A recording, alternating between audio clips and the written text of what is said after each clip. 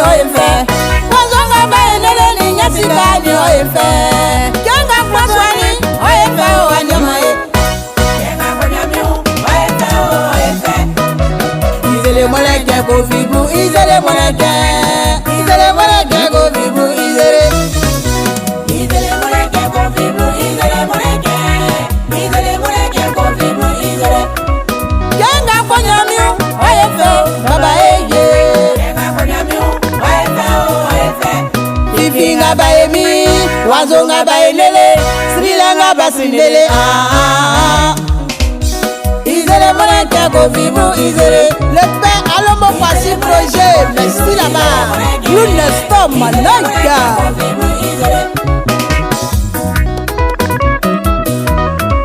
Kenga konyamiu, oyefe, baba eye. Aziz 47, le seul tabou qui nous reste.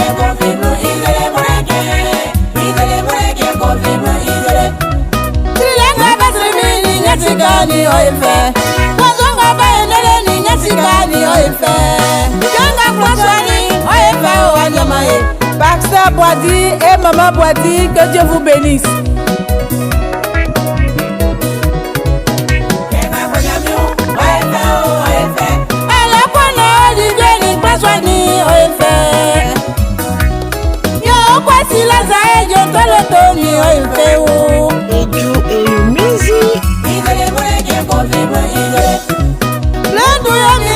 Nyasikani oefe wazonga baelele nyasikani oefe ke mama éléphant d'atofe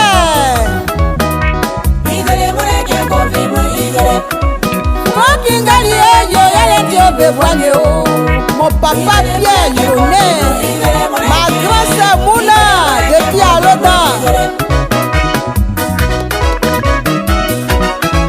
mawedika eyo nyasikani oefe o Yasi Roger Ole, Ramati Eklo, Dige Bedel, Dige Bolingo, on a ensemble. Zegbati NSA, yo kwaswani oefo.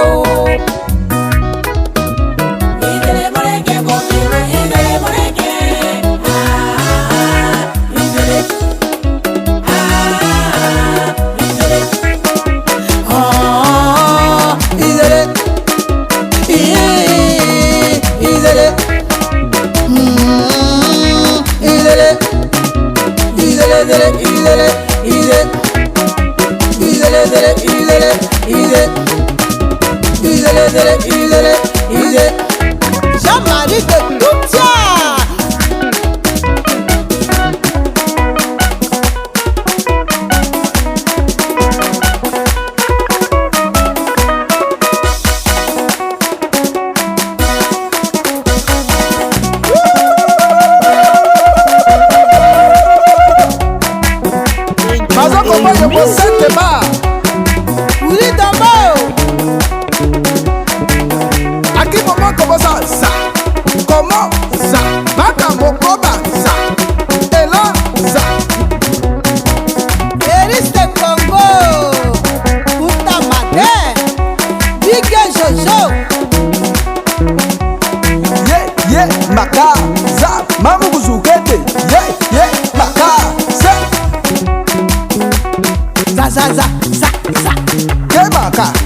Siki muke maka, siki muke maka, siki